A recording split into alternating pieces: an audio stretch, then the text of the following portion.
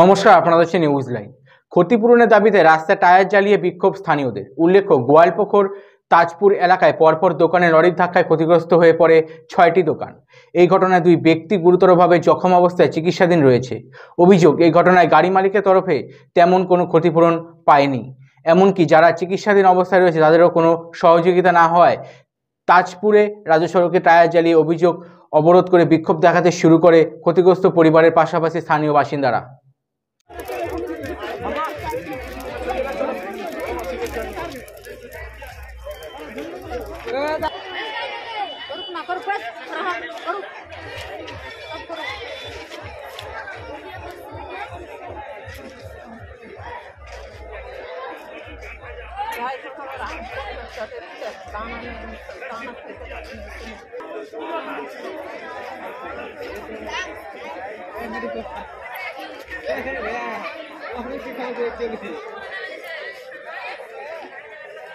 কালকে সকালে হয়েছে অ্যাক্সিডেন্ট, একটা লোক সিরিয়াস আছে। ওই লোকটার কোনো এখনো কোনো খবর নাই, কি লাগবে না লাগবে, কোনো টাকা পয়সার কোনো ইন্তজাম নেই। লোকটার কেউ নাই, লোকটা অসহায় লোক, লোকটার কোনো টাকা হচ্ছে না। শিলিগুড়িতে ভর্তি আছে, অপারেশন হবে, তার টাকা নাই, এখনো বসে আছে টাকার জন্য। অপারেশন হচ্ছে না টাকার জন্য। আচ্ছা, বলছিলাম যে এই রাস্তা কতক্ষণ রাস্তা বন্ধ চলবে আপনাদের? রাস্তা যতক্ষণ বন্ধ চলবে, এখন যতক্ষণ পর্যন্ত ডিসিশন না হবে ততক্ষণ পর্যন্ত বন্ধ থাকবে।